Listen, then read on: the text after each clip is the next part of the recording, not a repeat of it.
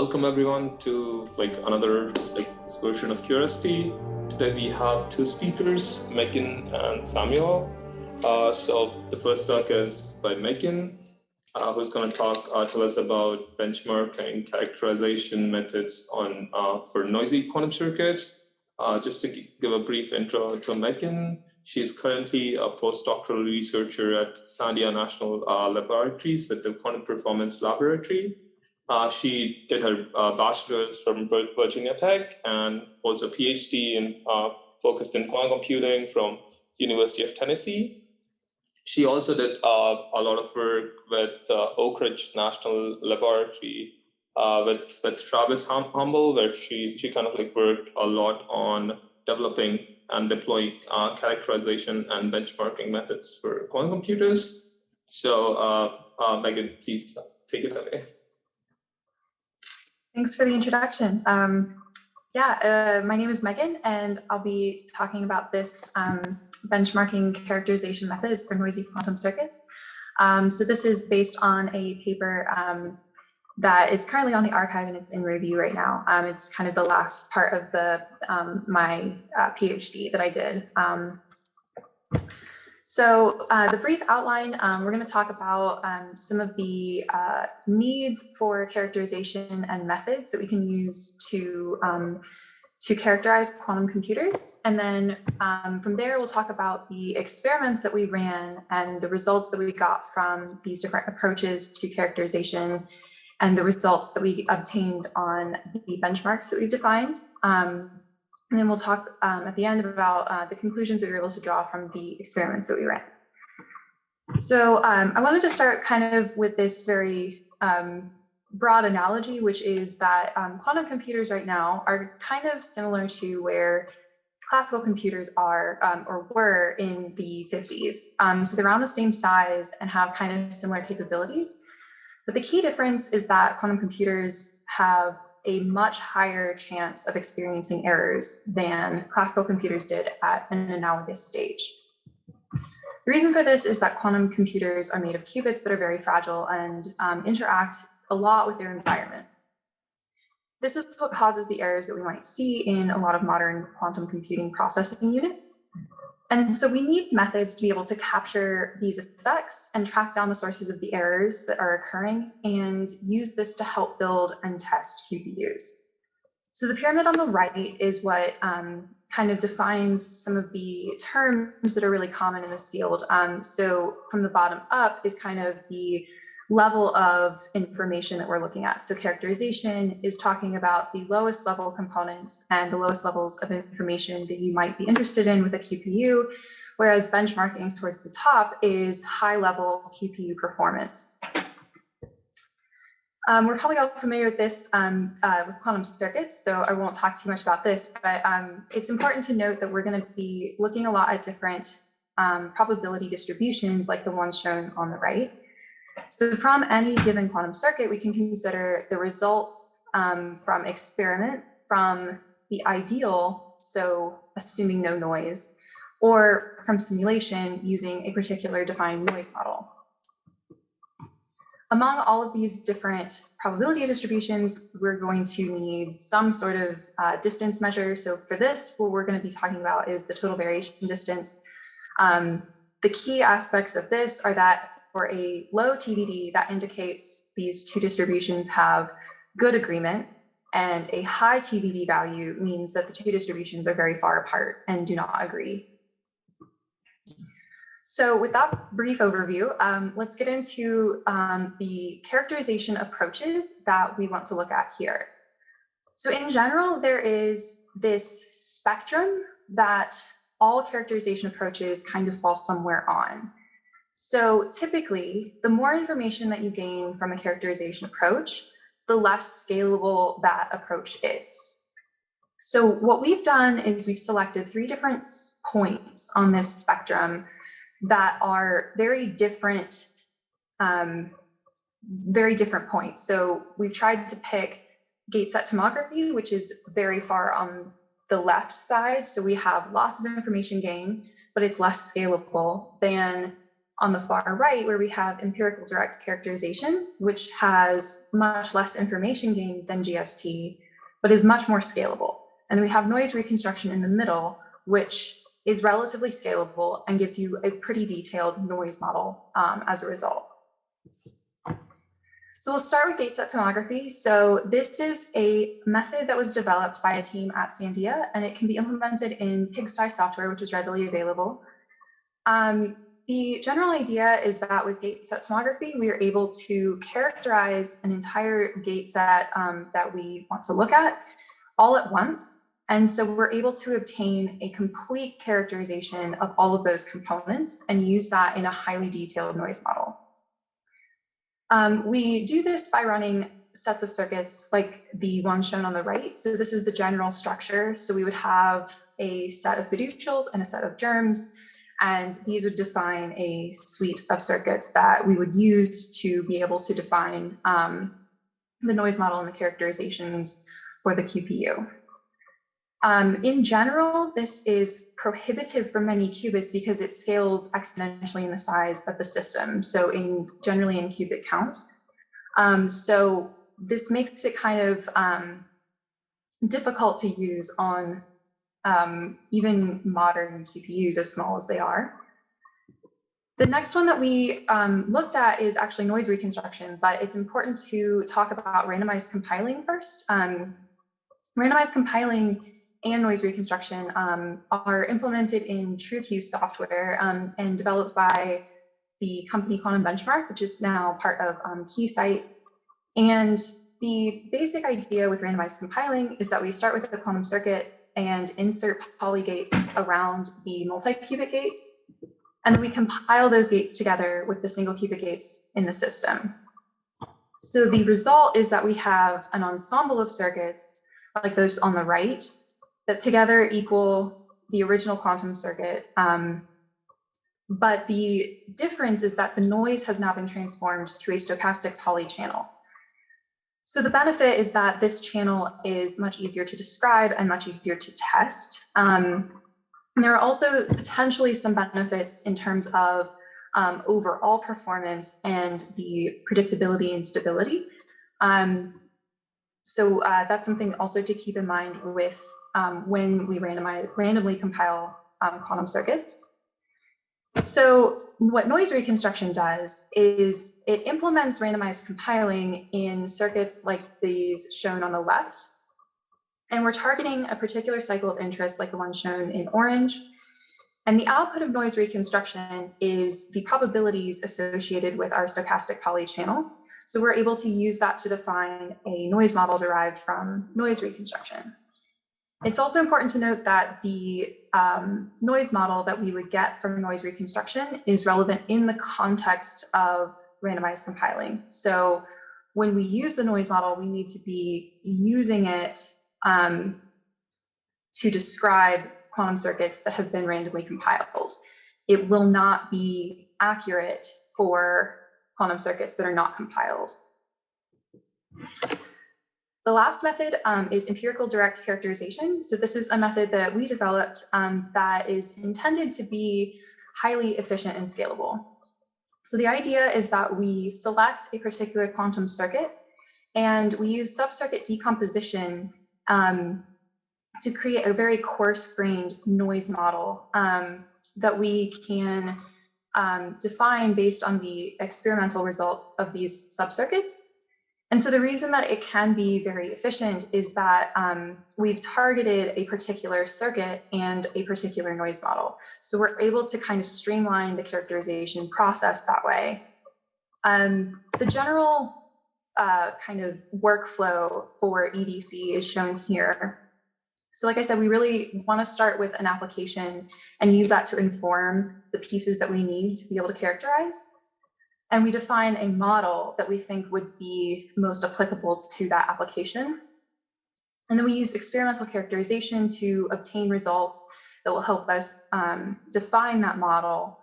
And once we fit the model, we can use performance tests to decide if the accuracy that we've obtained from our model is good enough for what we need, or if we need to kind of revisit the decisions that we made at the beginning. So what we did in our experiment, so again, kind of with this spectrum, what we want to know is how these different approaches perform in practice when we're trying to characterize and make predictions about particular benchmarks on a quantum computer. So again, we've got these three different probability distributions that we can consider from our quantum circuits. And so for us, in experiment, we're going to be using the IBM Q Toronto device. So this is a 27-qubit superconducting QPU, and the topology of it is shown on the bottom. We run GHZ-State preparation circuits as our first kind of benchmark for our characterization tests. So these are shown on the left. One of the nice things about these circuits is that we can easily extend them to any size register that we want to test. And so since we have 27 qubits available, this is really nice. And we're able to prepare up to a 27-qubit GHZ state. We also have two correct states that are a maximum Hamming distance apart, which is really nice for identifying errors very easily and quickly. We plot or map it to the Toronto device like this. This is mostly just to be explicit. There's a lot of different ways that you can do this, but this is, and we have not optimized this in any way. It's just a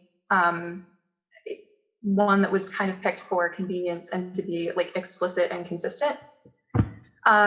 We also test Bernstein-Vazirani circuits as a second benchmark for our characterization methods. So this has a complementary gate set to the GHZ states. It's a very similar gate set. It's just adding an X gate. These circuits encode a binary secret string across the number of qubits available. So for our experiments, we're actually sticking to a 3-qubit bit string with a 1-qubit oracle. And so this is a nice complement to GHZ because we're able to kind of keep the register constant this time, but vary the gate depth to some extent as we change the number of C0 gates here in the middle to do our encodings. These circuits should yield exactly one correct outcome if they've been implemented with no errors. So if they should yield the encoded secret string. We put the Bernstein-Vazirani circuits on these qubits. This was because these qubits had a slightly better performance overall. So we wanted to kind of do a good performance test for the QPU. And we also did not want to expand beyond 4 qubits because we didn't want to introduce additional swap gates and kind of compilation rules that might make the characterization a lot more complex or a lot less easy to translate between. So the Bell state test is our kind of validation test. So this is the 2-qubit GHZ state. So these are the results that we obtained from the Toronto device. So this plot shows the TBD between the experimental results from Toronto running the Bell state and simulations of various types of noise models. So we start with our 3 noise models derived from our characterization approaches. So we have GST, KNR, and ADC. So this is the TBD between the experiment and the simulation with those noise models. We also have these worst and best case scenarios. So these two are a worst case scenario in terms of noise modeling. So this represents a noiseless simulation. So where we've kind of said there's no noise, which is kind of just throwing in the towel, so to speak, on characterization. And so again, we have both randomly compiled circuits and bare circuits because we need to be able to compare the KNR results specifically to randomly compiled circuits. The other 2 listed on this plot are kind of a best case scenario. So this is where we've run an additional experimental run on Toronto of the same circuits. And so in a sense, it is the device simulating itself. So this is kind of the best model in a sense that we might be able to achieve. So what we can see from this is that our KNR and EDC noise models are performing quite well. And so we're going to continue with those for our larger GHZ and Bernstein-Vazirani tests.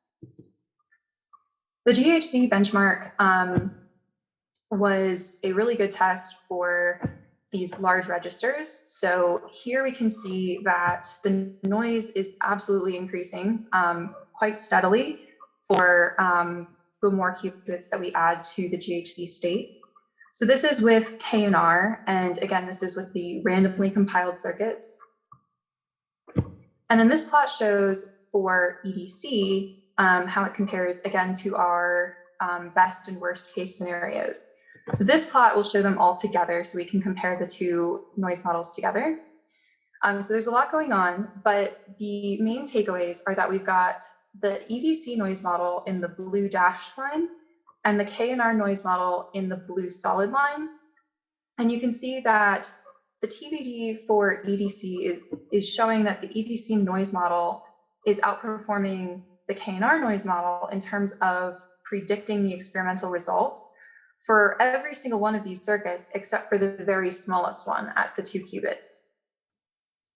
It's also staying closer to the noiseless simulation overall, which is nice because again, that's kind of like a best case noise model scenario. Our second benchmark is our Bernstein-Vazirani test. So for this one, we actually see the opposite result.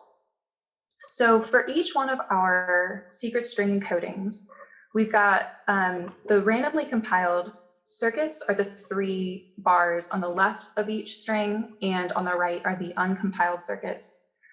And so for every encoding, we see that the noise models for KNR and EDC are overestimating the accuracy of the secret string, particularly as we add more gates. Particularly, these are C0 gates. So every additional 1 that is encoded in the secret string is an additional C0 gate. What we see, though, is that the KNR noise model is coming much closer than the EDC model in predicting the returned accuracy of the secret string that we got from experiment. So the center line is the noise model, and the far left is the experiment data. And so for each one of these, KNR is coming closer, and for some of them, it is within error bars, whereas EDC is much farther. So this is different than the GHZ, where we saw the opposite performance. So to wrap up, I just want to kind of point out a few more things that about these results that we saw, in particular that the increased noise model detail did not necessarily correlate with improved accuracy. So for instance, EDC performed very well on GHZ, but does not have as much noise model detail. The noise model performance degrades with larger qubit registers. So especially with GHZ, that was a big impact on the overall performance. The best characterization method depends on the application. And so it seems very likely that the structure, size, and the context of the circuits are the primary contributing factors for that.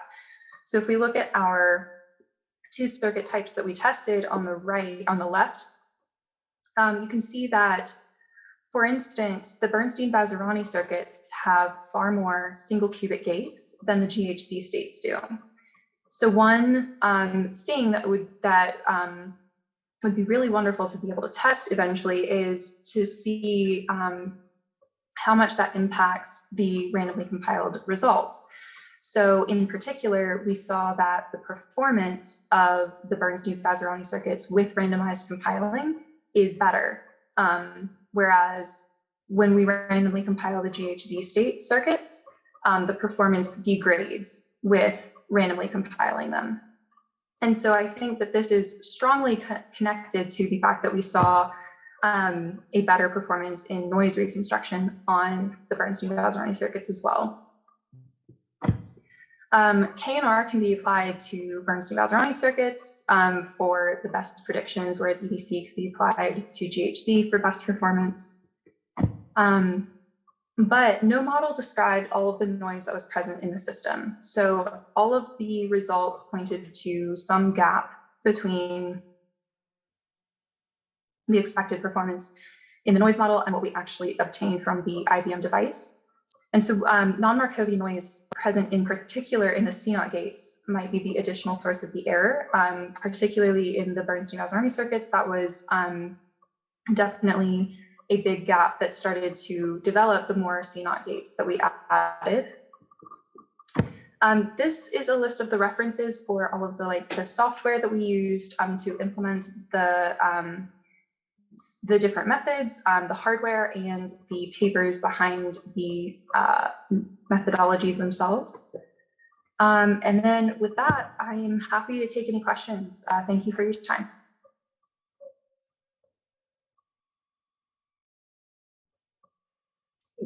Great talk. Thank you. So we have time for a couple of questions. So if anyone has any questions, please help. Yeah, okay, hello. Hi, thank you for the talk. So this is I'm not very much into noise characterization, so I just wanted to make sure that I understood some kind of the basic takeaways from this I got are correct. So one thing is that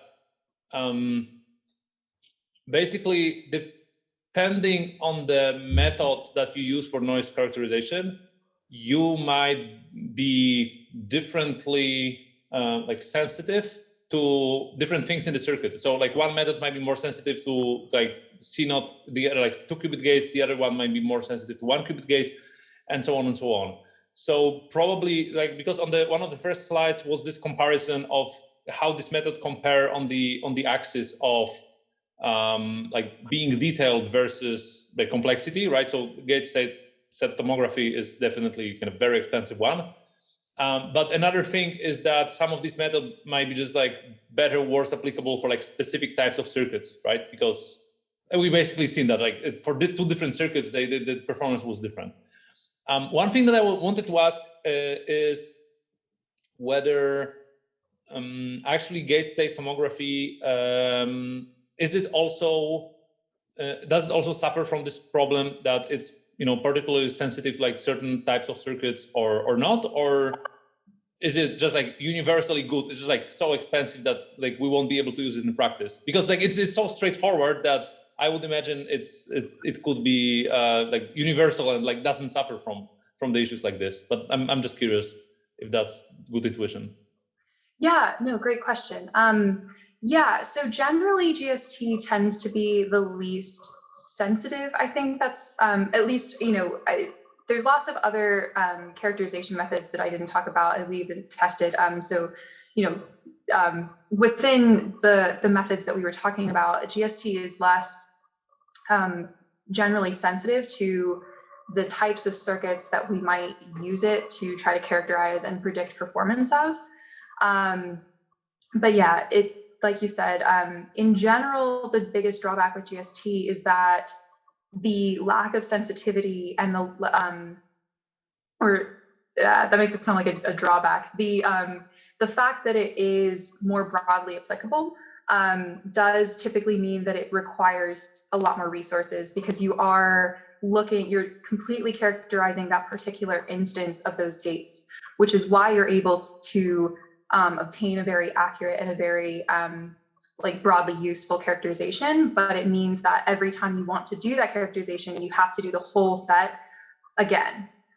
Whereas, other methods, particularly randomized compiling, is, one of the goals is that because you're randomly compiling your circuits, you're expecting a more stable performance overall, because you're twirling the noise into a new channel.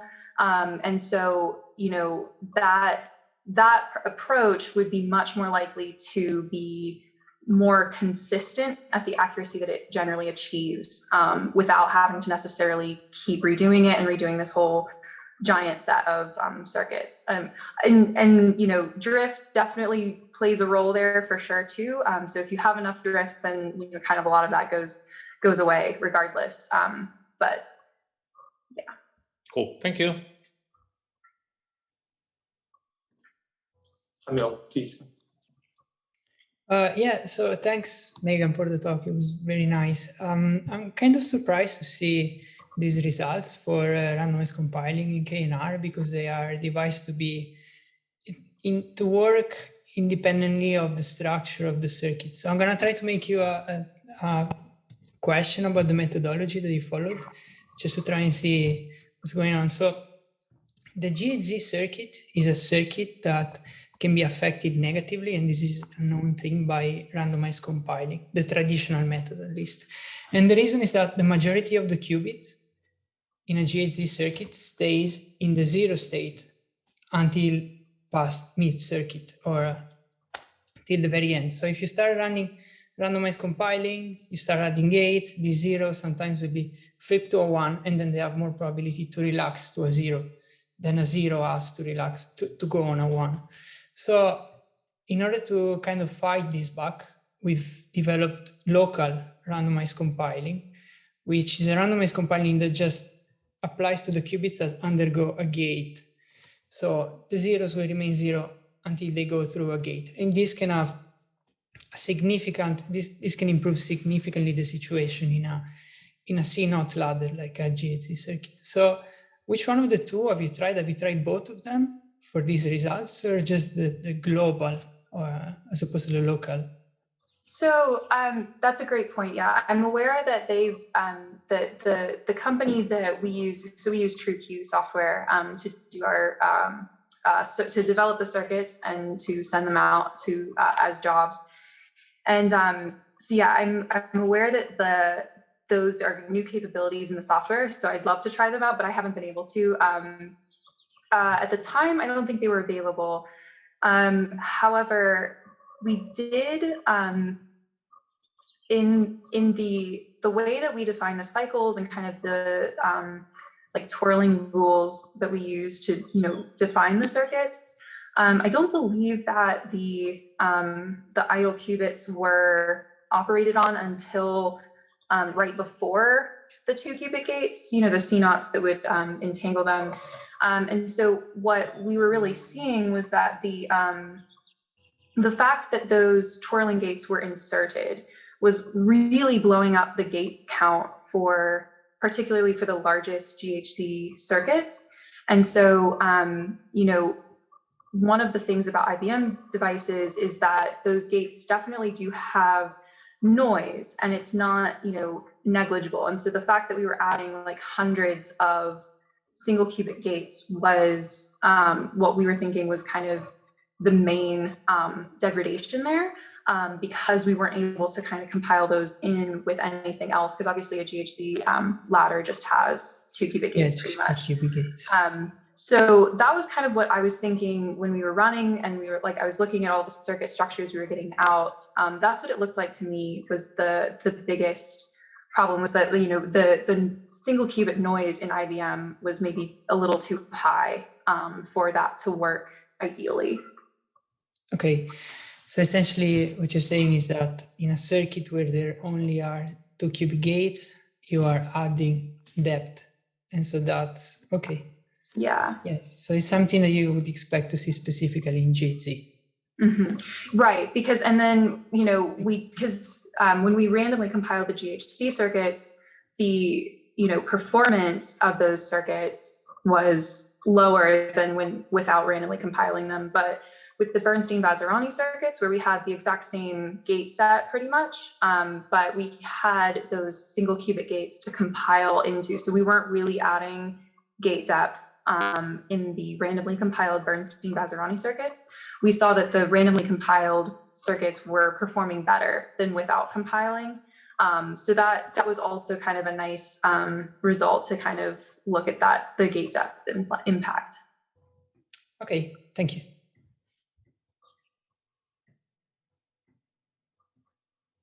Great. Okay, I guess this is the right time to transition to the next talk. But before we do that, thank you, Megan, for the amazing talk. And if you have any questions, like if anyone has any more questions, feel free to put them in the chat. And Megan, if you can like take some time to answer them in the chat, that would be great. Yeah, absolutely. Great, thank you.